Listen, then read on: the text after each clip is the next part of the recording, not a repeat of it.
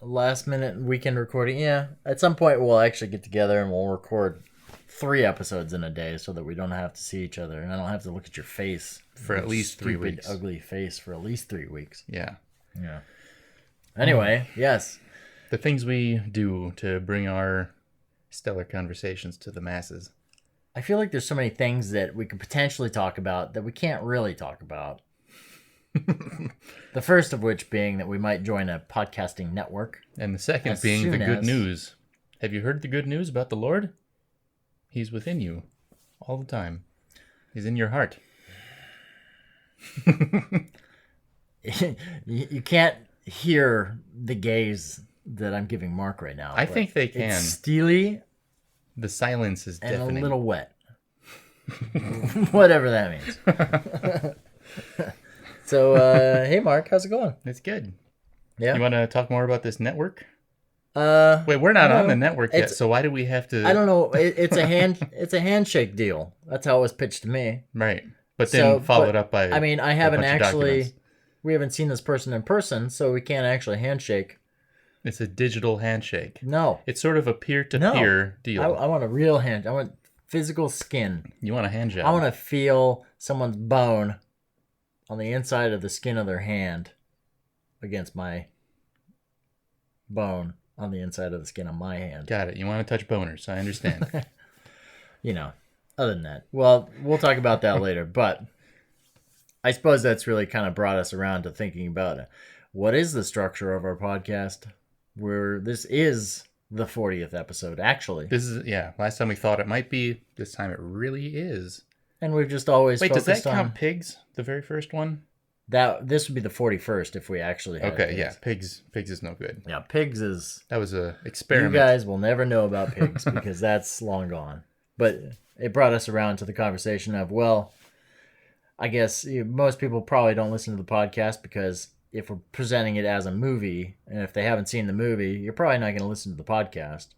So we'll put a little bit more focus in the beginnings of the podcast so that anybody at any time can listen to that part and then listen to the trailer and then maybe... Which could be rough. Which they could have done already if you lazy fucks. We got to come up with material to come up, to fill all that time. I can't write jokes. I'm pretty sure we've been say jokes. Exceptionally good at talking about stupid bullshit that no one cares about. So I think we're doing okay there. Okay, we are exceptional in the bullshit sense. Yeah. So what are we dealing with this week? I'll tell you. Kevin Spacey fallout? Ooh. Years ago. Yeah. A friend of mine who worked at I don't think it was a talent agency, but she worked with production companies, was executive assistant level type person. She made a joke one time about some thing I was going to that Kevin Spacey was supposed to be at, and she said, "Watch out for Hansy over there. Don't let Kevin get you in a room alone." And I said, "What? No, come on, really?" And she was like, "Oh yeah, everybody knows that not just that he's gay, that's fine, that's whatever, but that he goes after the young men, the young boys, actually." Right. And we've I think the worst one that we've heard about so far is a 14-year-old who said and that was the first Anthony Rapp. That was the first allegation against him. And just today I read an article. Richard Dreyfuss's son came out and said that when he was 18, so I guess technically legal, but he went with his dad, Richard Dreyfuss, to Kevin Spacey's apartment to go over a script for a play or whatever. A play, not a script. Sure. And while Richard Dreyfuss is busy with his nose in the script across the room, Kevin Spacey is inching his hand towards this guy's crotch. And he looks over at Kevin Spacey and gives him a hard no, kind of a head shake. And I think that's where it stopped, but... Jeez. Apparently before that, he had moved off of the couch. He went to a different part of the room, and Spacey kept on following him, he says, to stay close, to reach for his pants. And that's man. That's not... You're going after somebody's kid? While they're in the room. And I don't know. He said he didn't say anything then and there because, one, he didn't want Richard Dreyfuss to lose out on the job because this was, I don't know if it was an audition or if it was just prep work for the old Vic, where Kevin Spacey was running it for a while. And reason 2, he didn't want Richard Dreyfuss to kick the shit out of Kevin Spacey, I think. Right there. I can see that. Yeah. Like he seems like a squirrely scrapper type. Get your fucking hands off my kid. I beat up a shark with my bare fists. Yeah. I mean, you and I have an interesting, like, because we've both worked on House of Cards. We've talked about it a lot on the show. We've never had, I've only seen Kevin once in my life, and it was at the a release party for House of Cards Season 2. And he was just off in a corner, and he and a bunch of other people had a private room to go party at the Chateau Marmont in town. And, you know, he disappeared shortly into the party and went upstairs with whoever. I had heard from a few people that we work with, you know, about him being very flirty with younger men, not 14 years old, but there wouldn't be any of age men. There wouldn't be any children at that party. And I had heard that he was gay, which didn't strike me as a shock, even though I didn't know. No, I mean, sure. What was he in the? Shoot, I can't remember the guy's name, but he Frankie Valli biopic or something like that. Or it was like some biographical movie about like a song and dance man. Right. That's it kind of goes with the. I mean, I can believe that Kevin Spacey's gay. I wouldn't be surprised if most people, when Kevin, you know, turned everything around, you know, like saying, "Oh yeah, I don't remember that night, but oh, by the way, I'm gay." Right. The way he did that was so terrible. That's the worst way to apologize. Like, but by saying, "I don't remember that happening, but if it did happen, I apologize. And if I did it, it's because of this anyway." Like, it's coming up with weird excuses, and that's a piss poor excuse anyway. Yeah. Like, it's like when somebody says, "I'm sorry, I was yelling racial slurs during my arrest. I was really drunk." Right. Dude, that's no excuse. That's no longer an excuse. You still said that thing. It was residing in your brain somewhere. Spoken like a true narcissist, really. Yeah. It's not my fault. And that's I didn't do that thing, really. And if I did, it was an accident. And if it wasn't an accident, you know, I had my reasons. It's always been very clear that Kevin Spacey is like the ultimate narcissist. Like, especially in terms of rewards or award season and all that, you could always see the despair to be nominated and be, you know, put in the limelight and like, I mean, we don't have to talk about it too much, but it's just, it definitely, there's a lot of people in Hollywood that are terrible people. I don't want to say like Hollywood is a horrible place. I mean, there's a lot of people that we could speculate that have had a lot of alleged like accusations towards them. Bryan Singer is one of them. Right. Well, that's like an ethical dilemma. By talking about the rumors, are we then spreading the rumors ourselves? And I hate that too. I hate witch hunts in general. Like, and the fact that this is something that happened 30 years ago, and then within a week, nobody's talking to him anymore. This could have happened at House of Cards season 6 is gone. At any point in time, you and I could have been working on House of Cards, and this could have happened. You know, and we know hundreds of people put out of work. Yeah, just probably close to 1,000 people put out of work just from this whole thing, and it's like you don't want to. Everybody who thought they had another season of the show to go back to, now they're scrambling. Yeah, and I agree that it's like Robin's character's always been a little bit more interesting lately. Anyway, of course, a lot of people on Twitter I've seen like you immediately get everyone saying, "Well, good." You know, Robin, right? Change everything and write for Robin right now. That's so much harder. And, you know, they've got to throw out the show Bible or whatever that they've built, like for the arcs of how their seasons are going. And it might even be pretty simple just to pivot everything towards her character. Let's say his character dies off. But they can't, a show like that in the 6th season, they can't just kill Frank Underwood off screen without the actor there. Right. And they've already said they're not going to work with him. So that brings up the moral, ethical dilemma. Well, do you bring him back to just for the one thing? Just for the one thing, and of just say, course he's going to want Kevin, some sort of apologetic speech or something that will carry over to real life. Just be like, Kevin, okay, here's the deal. You get 2 episodes. One of you We're gets gonna sick, write you the second off. one you We're die. gonna write you off the show. We're not gonna pay you for the episodes. It's the only chance you're gonna get to redeem yourself on screen, but we're not gonna give you any lines to redeem yourself. You're painting the writers into a pretty tough corner. I don't think so. He's gonna redeem himself without dialogue. I mean, I'm saying redeem himself by being in the public eye when they know he's gonna be written out. But you make it so that his character's almost publicly shamed. Yeah. Well, I mean, in the course of episodes, and like it would be basically a public flogging. Yeah, and like, but on TV, and like the But on fact that TV? you're not being paid for it and whatnot, like. But then the more public that knowledge is, if everybody knows, like, oh, he's not getting paid, he's just doing this to help the show out, then everybody's gonna be like, I wouldn't well, put it that fuck way. that I'd guy. be like, He thinks he still be wants like- the attention. Even he'll give up his paycheck just to be on TV again. Yeah. Fuck that guy. and who knows what they're doing? Like, we still have a lot of friends still on the show, but I don't we don't know any more than the general public does No. about whether or not the show is going to be brought any further along. But Here's what I suspect. Mhm. They're gonna wait a few years. Mhm. They're gonna do a movie I don't really. just to wrap it all up, and that is enough time where it's plausible you can have characters die off screen I suppose. Yeah. and just talk about it. I mean, hey, they did it to Mandy Patinkin's character on Dead Like Me. Yeah, there you go. In between seasons, And he was 2 in already the dead. movie. And he was already dead. And they said, well, he got extra dead. Right.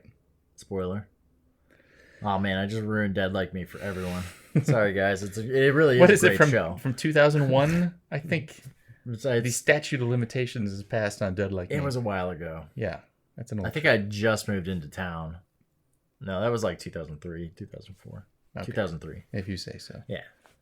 So anyway, I guess Oh, before when you said you were mentioning award shows and how much Kevin Yeah. Spacey always plays into those things, I was just having a flashback to that weird selfie that Ellen did with Spielberg and everybody. It was like that famous selfie with 20 huge stars in it. yeah. And Kevin Spacey's in the back grinning. I wonder if they're going to Photoshop him out from now on. Or if just that's change locked in. history. Yeah. It does kind of. We were never at war with Eurasia. Well, now we're getting into the territory of like what's right and what's wrong. Like the fact Right. that we've destroyed someone's career without going through a legal process bothers me on many levels. It is bothersome because that means it can happen to more people. Could happen to And, anybody. Like, I believe the guy. I believe Anthony Rapp. Oh, sure. I certainly believe him. That's But why now- I think now it's so much somebody more who- valid. Somebody else who it didn't do it. Now somebody with less scruples Yeah. could come out and accuse some other person like Bryan Singer, Sure. who's had rumors swirling around him for ages, years. Yeah. Even if it's completely Right. And made up, it's now people would believe even that if liar. I believe it, but that I didn't accuse Bryan Singer of anything, but I certainly believe the person who said he was raped at parties, Mm-hmm. and that story disappeared. Yeah. That movie An Open Secret is getting more publicity now. Is that what it's about? It's about the child sexual abuse going on in Hollywood. Right. It was made a while ago, like 2010. I don't know when. But they've released the movie for free on Vimeo.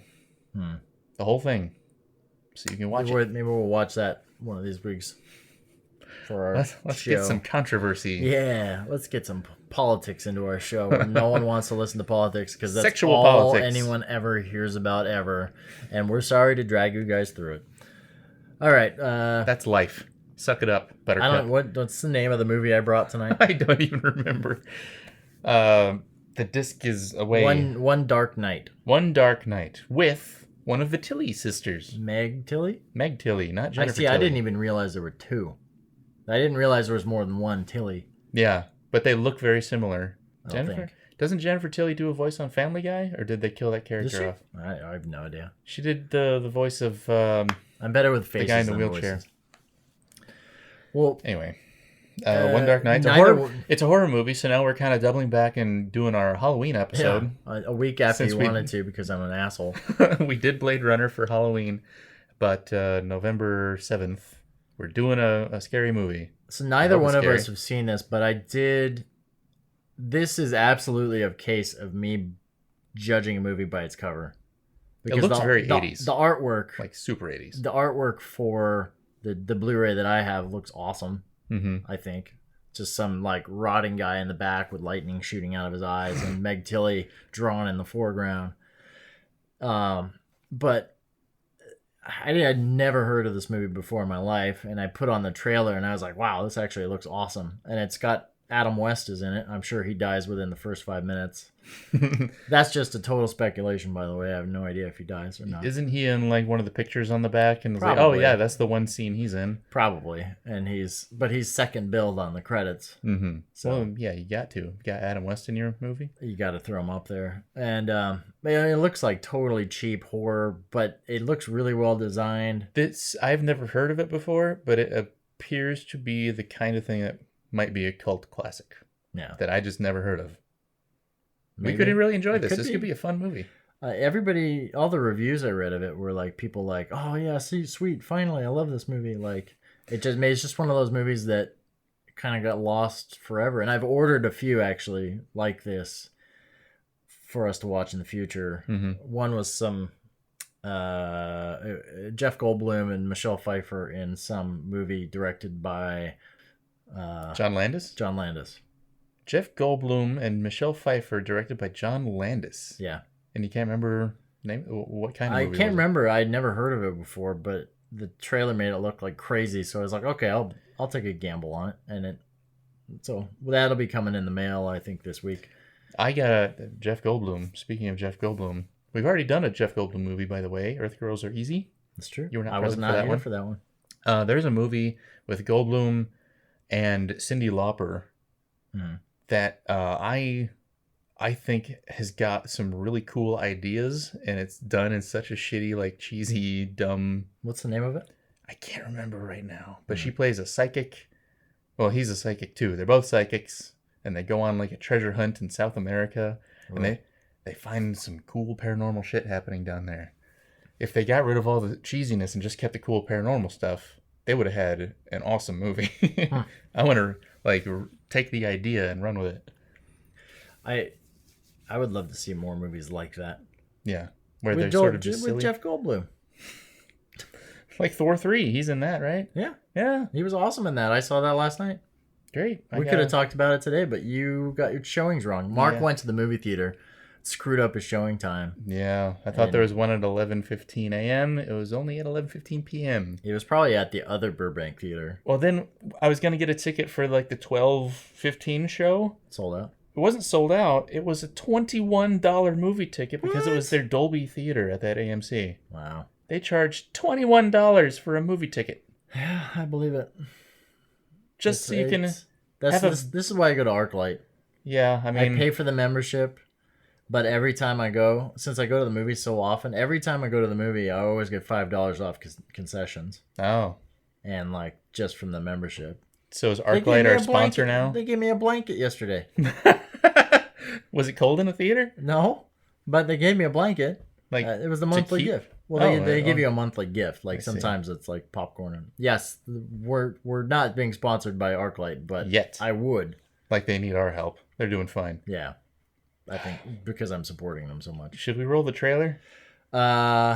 Yes. We know all about you, Julie. More than anything else, you want to belong, just to be one of the gang. You've met every challenge. Now comes the final test you didn't plan on.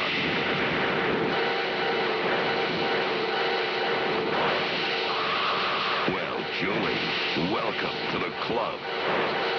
See One Dark Night. Rated PG. Starts Friday at a theater near you. Check your local newspapers for listings. Whew. Well, I can see why this is I don't know if you could call it a cult classic, but I could see why it has been released on Blu-ray, even if they didn't give it a Blu-ray treatment, because the version we watched looked like... This is a high-res copy of like the D1 tapes. If that, like the original master tapes. They might have just re-scanned the negative, but... or even a positive. A print. Yeah, this is definitely a print. There are enough scratches on it where this thing has gone through a projector a few times at least. I mean, it's still better than a lot of like Chinese like DVDs I've seen of like The Killer or whatnot. I thought it was, Yeah, like the colors were fine. It was anyway. That's all beside the point. purely technical. What'd you think of the movie? It's really simple. There's not much to the movie, but I think there's enough. I don't know. There's enough scenes of like the weird quirks of the characters and like seeing how everybody's interacting. I can definitely see how there would be a following for this movie. Sure. Down to the little details, like what's her name who can't hang up a phone correctly. Right. Yeah. There's one shot in the movie of the actress like tries to hang up the phone, but accidentally puts it on places it too far away and almost knocks over a can of tab. Stuff like that, which ends up in like low budget movies typically. But yeah, because they're using film. If it was video, they'd just do it again. It's true. They probably only did like 2 or 3 takes, maybe. Yeah, for the whole movie. I thought the physical effects, like the monster effects, were pretty good considering it's obviously a low budget.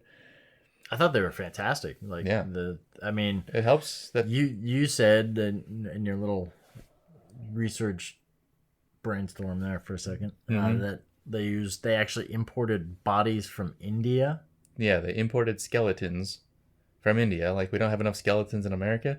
How exactly does one import dead bodies from another country into the United States of America, first of all? Oh, there are ways, dude. You don't want to know, but there are ways. You want a dead body? I can get you a dead body by the morning. Maybe we should let's talk off air. Okay. Anyway. But yeah, like they make plenty of dummies, artificial skeletons. I don't know what the benefit to getting a real skeleton, building up a bunch of like zombie makeup on top of it, sure, and then puppeteering it around, scaring actresses in a real mausoleum. I don't know why you would go through all those steps just to get a zombie. It's probably cheaper. Really? It could be. I mean, if you can make a quote unquote skeleton out of like some PVC pipe if it's covered with clothes and stuff. But it's not going to look like a real skeleton. Close enough. Was it skeletons or just like? I think skeletons. Slightly not like decayed body. I'm still curious, like how you buy a dead body. Like how does the family not? How did they get bodies for scientific research? It's like the same thing. Is there a checklist in India when it says when I die I want to be donated to Hollywood to a movie? I mean, it's somebody's job. What would you call it? Like there's got to be a body broker to handle all that. Sure, stuff. It sounds like that, but I wouldn't want that. That doesn't sound like anything actually that would be legitimate or legal. I think there's like when you donate your body to science when you die, the hospital doesn't go like, okay, UCLA, here you go. It's got to go through channels.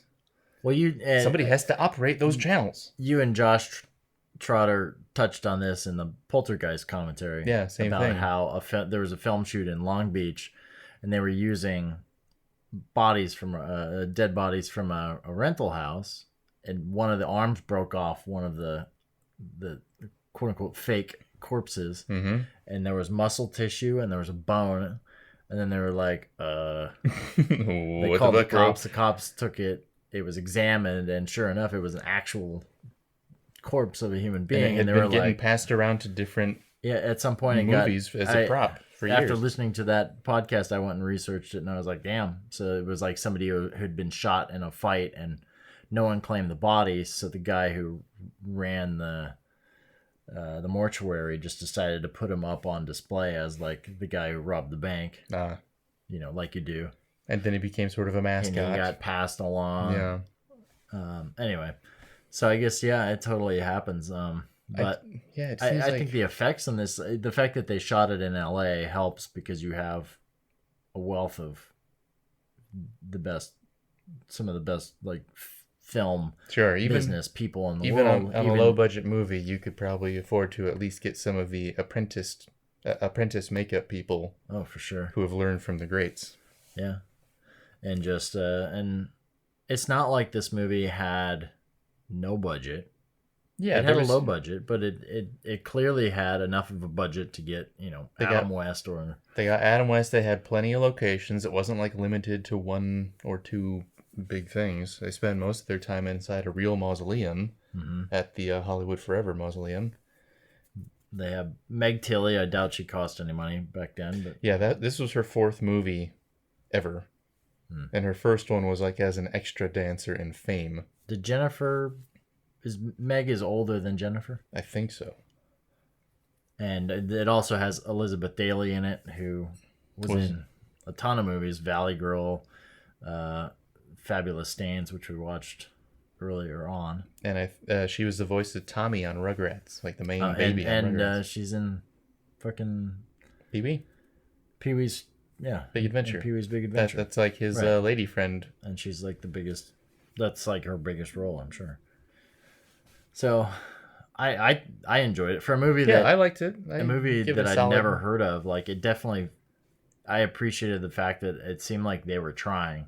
Yeah, and they weren't terrible at it. They just had a script that didn't really develop. Yeah, quickly. The end. There was nothing like we were commenting at the end of the movie. Meg Tilly is just sort of the plot involves some bully girls at school, like forcing her to do this thing at the mausoleum. She's got to stay the night. And it just so happens, at the same time, that's the night that a recently dead psychic is going to be searching for a new human body to live in, apparently. Something like that. Telekinesis. Through telekinesis. And yeah. What do they call it? Vampirism? Telekinetic vampirism? Psychic vampirism. Psychic vampirism. Like he can mentally drain the energy from others and use it to power himself. Create lightning bolts and all kinds of stuff. Yeah, but he is dead in doing this. She spends the entire movie basically hiding, at first from the bully girls who show up in costumes to scare her. Yeah. And then hiding from the real monsters. But like, by the time she gets out of her little closet-sized room, there are actual zombies roaming the halls, and she must have been thinking, what the fuck just happened here? Yeah. There's some legitimately creepy images in this movie. Oh, yeah. That one in the white robe coming down the hallway. Yeah, I can only imagine. Like, actually, there was a lot of... Watching this, I got a lot of vibes that were similar to It Follows. Like with something approaching from afar. The old lady walking down the hallway, the school hallway. There was a lot of hallways in this and a lot of things like... Yeah. But they didn't... They had some good shots of like the zombies' feet floating... just dragging their toes along the floor. Yeah. Just telekinesis. Yeah, like they're just being pushed psychically down the hall. That has shown up in a couple of like Japanese horror movies. I don't know that they borrowed it from this movie, but it's an equally creepy image coming 20 years before I saw those movies. I think, the transfer... onto the Blu-ray and the lack of like good sound like definitely like takes away from the horror of it. Like if you were to see a movie like this now, I'm sure it would scare the shit out of you if they did it. If you took this movie and you cleaned it up pristine and gave it a solid mix and put it in a theater, probably scare the shit out of you. Here we were just kind of joking and laughing the whole time, but it still had creepy images. This movie actually came out around the same time as Poltergeist and The Evil Dead, and between those two movies, you said this came up as like runner up. Yeah, there was some like science fiction and horror film academy thing. I'm sure it's just like somebody who does it in their not basement. The actual academy. But this is Bob and Ted in their Van Nuys basement. Right. The Evil Dead and this movie were both nominated for the same award, and The Evil Dead won. And I'm not saying that is the thing that set it off to be the classic it is now. But you got to wonder, like, what if more people had seen this back in the day? Would it have stuck around? I think it would if... Okay, so, like, the plot of this movie does not play out like a bell curve. No. Weighted towards the end. This is more like linear. Flat, rise, straight up, and credits. Yeah. Like, there's no... there's no real resolution to it or anything. It just it there's has not- a climax, and as it's going into the resolution, the movie ends. It's all plot. There's no story. Like the story meaning what the characters go through. Yeah. The only character that actually like learns something and does something with that information is the daughter of the dead psychic. Yeah. She gets this tape from a mysterious guy. She learns all about her dad's powers. Yeah. And has a psychic vision herself of what's happening at the mausoleum. She rushes down there and she saves the day. And So it's everyone like- else is totally circumstantial. They're just they're just there. They're cannon fodder. Yeah.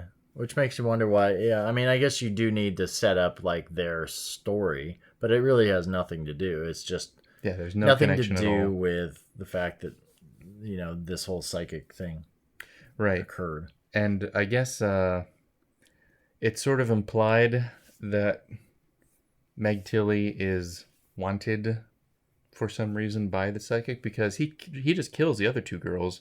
But Yeah. when she's the last one, like he knocks out the guy who tries to save her, but she's the last one and he draws her in close to like do a mental transfer.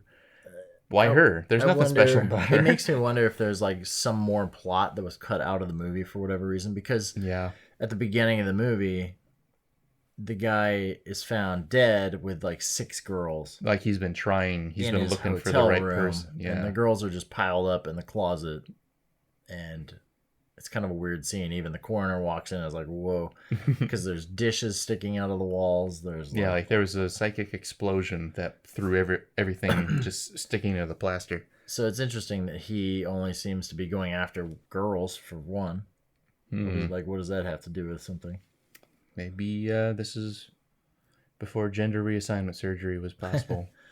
Do you think he's trying to pass along himself to a woman? I mean, that's kind of it's kind of a stretch, but it's almost the I only hadn't thing that thought makes about sense. that, but it's the only thing I thought of. I don't know why he would be going for a female body in particular. So you think this movie Like is if- actually about somebody who's unhappy with being in a man's body? I don't know why he even needs anybody's body if he's so powerful after he's fucking dead. Like he can psychically maneuver bodies from all over the mausoleum Right. and beat living people to death with dead bodies, smother them. He can do all that from his already deceased Not very body. well, mind you. I mean, like, yeah, he smothers them, but it's like they'd be fine. In real life, they would be fine. But instead, it just seems like they just die. Yeah. Like there's like suddenly 4 dead bodies on top of them, and then I mean, how many that's times it. do you want to get hit with an Indian skeleton? Dude, And maybe some they're of that playing stuff dead. was gross. Like when the Super girl gross. reaches up, there's like a body being pushed on her. She reaches up to push the face away, and the skin slides off the face. Yeah. Like just her hand slides with the skin, and then there's just this gory skeleton underneath. Nice tarry stuff under there. But there is some pretty gnarly, like when the face is being melted off the guy. And yeah, it Raiders burns of the all Lost way- Ark. But it was style. like, this made Raiders look like the cheap effects that it is. This was It- more like, yeah, it made- I was looking at it like, did they actually just stick a real human skeleton face like into the microwave and just melt the skin off? Because that's actually what it looks like. Oh yeah, the way the skin bubbles up at first, I was like, oh god, Yeah. it's very gross, but well done. And possibly real. I wonder if any movies have done that. What's Microwave the what's body. that like eyes or the zombie movie? Just isn't it just called Zombie? Isn't it Italian? The And it's got Dario the famous Argento. poster of just the zombie face. Yeah, zombie. That had a similar feel to like. I mean, I've never seen that movie, but just that poster reminded me of like how these How zombies gross look. this movie actually is. Yeah,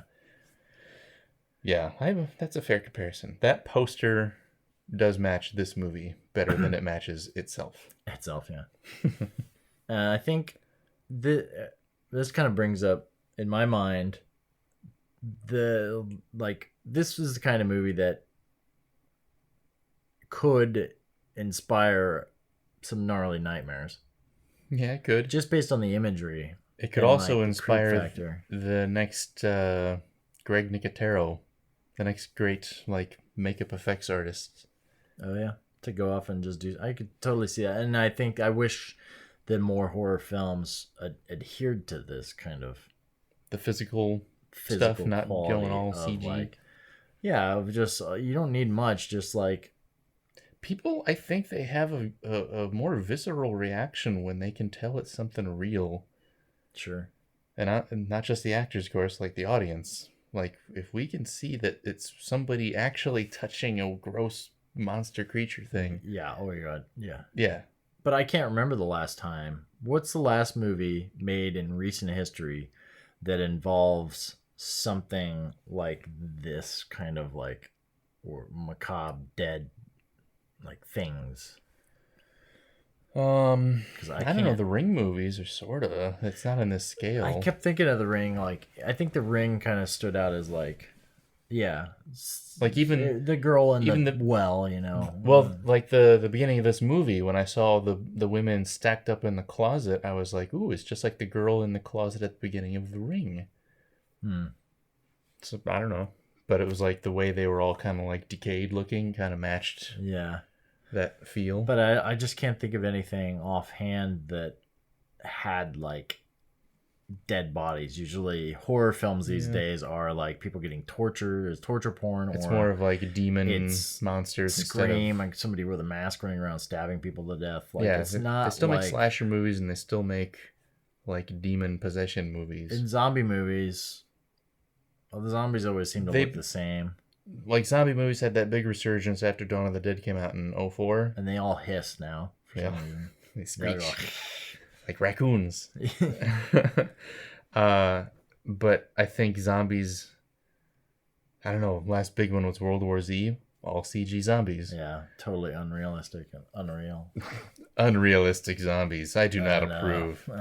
Well, these are more like haunt your nightmares kind of shit because it's not like they're talking or moving their mouth. Right. These weren't even alive. These weren't even zombies. These really were just being animated. Yeah, they were just being puppeteered by which crazy to me is more. He was more the only terrifying. zombie. Like that's more terrifying to me than any of it. Well, really. I have a question about that. Okay. If he has the ability to explode mausoleum walls and release all the caskets, put them down very gently every time. Why doesn't he just blow up their heads? Yeah. Why doesn't he throw the people around the way he can throw the zombies around? Well, that would be another $1 million. Is it because they have their own life force and they could fight back against it? Or he can't touch them really? He's got to use other things. I mean, that goes into something so much deeper, like that they didn't even think about. They don't care. Why should we? I mean, who knows? You know, it does appear to me now that he is trying to move to another body. Right. But I don't know. I think more than anything. Because why not take the young football player guy or basketball player? Nice, strong. Clearly, now it's no joke. Now I'm no longer joking about this. I actually think he just wanted to be in a woman's body. He never felt at home in his own body. And he kept picking young girls to be in their body. That's the only way we can describe the end scene, because he gets Meg Tully to walk all the way over to his coffin. Yeah. Puts his hand out on her temple. And sits there and zaps her for a little while. That is universal movie language for mind meld. Yes. Remember. Yes. It's that's totally, he just planted the sequel in her head. And then I was sure that they were going to do a thing like, something with that. Oh, he somewhat succeeded. He's in her mind somewhere. And then they walk out of the mausoleum and the credits begin. To be fair, we didn't watch the end of the credits. No, I don't think it's got any... Probably not. No, they couldn't afford that. I'm pretty sure you would have read that on your IMDb trivia. Right. Too, so. Right. I would still recommend people check out the movie if they're into this is kind of horror movie. It's definitely an 80s movie. Lots of lightning bolts and pink lighting. I'm not big on remakes, but I feel like this is a movie that could seriously benefit from somebody taking it, adding to it, and turning it into something really fucking cool. Give it a story, at least a little bit. Like there's got to be expand a fucking upon the point. characters. Yeah. There's got to be a point. Otherwise, it's just a vehicle for some cool zombies. All right. Needs to be more. I would love to see it. Bring Meg Tilly back. Yeah. Maybe She can be the daughter of the dead psychic. Maybe she can it's just play a that sequel. role now. Maybe it's a sequel. Yeah, 30 years later. Just like Blade Runner 2049. It pops out of her head. Oh my god. Yeah, I'm dying to figure out. I want to hear from the audience. I want to hear them say what they can think of as a movie that has like corpse, like horror, monsters, whatever. Mm-hmm. What's the last movie that was set mainly in a cemetery like this one is? The Phantasm movies spend quite a lot of time in cemeteries because the tall man is like an undertaker, basically. Right. And all the ball chasing scenes. Did I ever talk about on the podcast when I went to Texas to shoot a short film? I don't know if you've This mentioned would have it on the been end of last year. It was a small short film, still not finished, but takes place at a mortuary. Mm-hmm. And we filmed. We shot there because we actually were able to get into a mortuary, and so we went in and like we're like going in to see what the dissection tables and the rooms look like and everything, to see how it's going to look to film. And like we show up clearly at a bad time because the guy hadn't cleared out the latest bodies that were in the dissection room out of there. So he's like, oh, fine, give me a minute. The guy disappears like for 20 minutes. We're standing there going, were we supposed to follow him or something? But we're like, I'm not going in there. Yeah. So we just waited until he came back and like was taking off gloves that were all wet and like set him down. And he had literally gone in there, just prepared a body and like moved it out. Yeah. And so we're walking back into this. It's like funny. It's amazing. Like the mortuary itself was like clean, pristine. Looks like a normal mortuary. Yeah. You know, well, it has to flyers all over the place about your loved ones. Like, and people buy their urns and coffins out there. They have to make it presentable. Yeah. And then you go back into the garage and you go into the back hallway and everything's tattered. You know, trash isn't quite emptied out, and like plastic curtains that look like they belong in a horror film. It's just like a home business like back there. Blood dried up on it, stuff like that. And we go in there and there was hair and blood and some skin in the sink. And at this point I'm like, it smells like formaldehyde back here, first of all. And like we're in the dissection room. We had to film a whole bunch of scenes in there for a couple hours. And when nighttime came around, this guard came by. Well, first of all, the owner of the place came by and he said, "Oh, we're going to be taking off. We're going to leave. Do you guys need anything? Nobody else is coming in tonight." And we're like, "Okay, cool." Empty mortuary. Pretty much. He's like, "You guys won't go in the freezer. There's a few bodies back there. Just leave it alone." We're like, "Okay. We're not going in there." Don't gotta tell me twice. Yeah. Then out of nowhere, the security guard shows up. And he's like deaf. And like... He's deaf? I wish I hadn't... Well, no. He's like... I had to yell at him to get him to hear what I was saying. And like, I wish I hadn't shook his hand in hindsight, because he's the kind of guy, you grab his hand and it's like really dry with like bulbous like pustules all over his hand. What? Like moles and shit? Or no, why just would he like have you touch his hand and it hand? feels like bumps. Okay. All over. Like, like whatever. Maybe he has eczema. Like, really bad eczema. Like leprosy, one of those things. Nothing communicable. The guy's like, kind of surprised, first of all, that we were in there, because apparently no one told him we were filming. Great. Never want to inform the security Natural guy. security guard, like, he didn't seem to mind. He went back and just went into his room, and then turned you off, have permission to steal all the computers? Cool. I'll be in my office. Turned on his television and just, being deaf, cranked the volume. While you're filming? We're trying to like film a scene in like across the hallway from this guy, and it's a really small place. And so I go, knock on the door. Doesn't hear anything. Pound on the door. All I hear is, "God damn it!" Guy opens the door in his underwear, fat, like hanging out over his underwear. I'm never gonna announce the name of this place, by the way. Yeah. Anyway, so the guy, he's sitting there and just gives us a weird look, goes back, shuts the door, turns off. Like, basically, the audio's quiet at that point. Yeah. And we're able to finish filming. Was he all, like, huffy about it? Oh, yeah. Kids. Totally huffy guy. But it was just weird to me. Like, the guy came in, he was there at, like, 1 a.m. in his room where he sleeps, which is attached to the freezer. Like, I don't think he can get into the freezer from his room. Mm-hmm. But it's on the opposite side of the wall of presumably where he sleeps at night. Yeah. And he just goes in there within like half hour of meeting us and getting there. He's down to his skimmies watching TV. And like, what's the point of the security guard even being there? It's somewhere around 3 or 4 in the morning. I'm walking around in the garage, which is attached to this hallway. And like some other random dude's just walking around in the hall. I was like, we both kind of stopped like cats and just kind of like looked at each other for a second. And he looks at me and he goes, "Who are you? Like, what are you doing back here?" And I was like, "Well, I was going to ask you the same question. We're just here shooting a movie." And he goes, "Oh, okay." And like walks off. And I was like, "Is this guy even supposed to fucking be here? Like, who is this guy?" Yeah. And I assume you didn't wake up the security guard to ask. No, I did not go wake up the security guard to ask, but we did. We moved into the other room. We filmed, and then probably 6:30 in the morning comes around, and we moved into the coffin room, which actually is attached to the swinging doors that go into the freezer area. Yeah.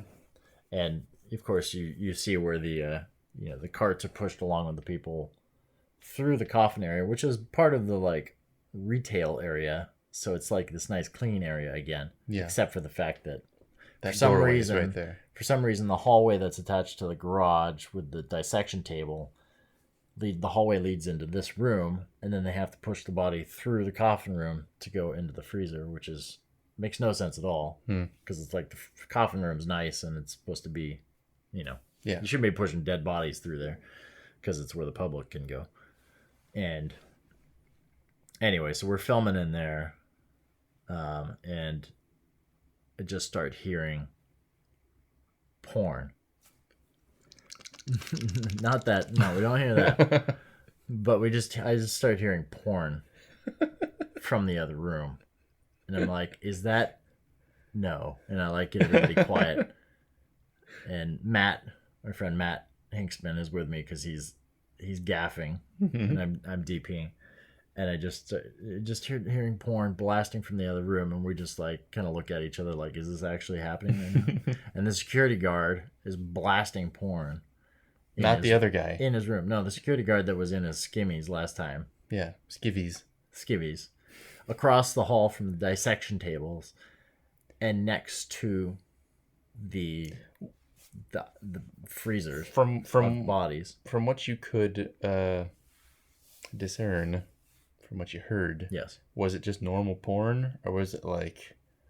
It just sounded like normal porn. No, it did. It just sounded like wasn't whatever. Dead body porn. Yeah, but no, being there and like going through that, and just seeing how like the cold. You know how when you meet somebody and they're like kind of cold towards you? That was the owner of this place, basically. But he still let you film there. Still let us film there, sure. But he was just like, yeah, do your thing. People that have that kind of feeling, and then after experiencing what his business is run like, random people showing up in the middle of the night, clear access to dead bodies, security guards in there, can't hear anything, jerking off to porn at 7 a.m. Like, what? This entire thing like made me just go, man, when you're dead, anything can be done to you. Yeah. Anything. Because you just, it seems like such a different process. You imagine that people are generally respectful of people's bodies. You hope. In public. In front of the others, of course. But then you get him in the back. You get the guy with the pustules on his hands watching the dead bodies all night long. And it's like, I kind of just want to go dig my own grave in the middle of the desert. And then put a shotgun in your mouth. line up a bunch of shovels with dirt on it so that I fall through them and then just kicks all the sand. Shoot myself and the sand will just be knocked on me. Or just get a cement truck or a big wheelbarrow full of cement and have it so when you fall over, it lets the cement pour into the hole. I think I'd rather just cover myself in bacon grease and go lay in the forest until a bear comes along and just, after I've shot myself.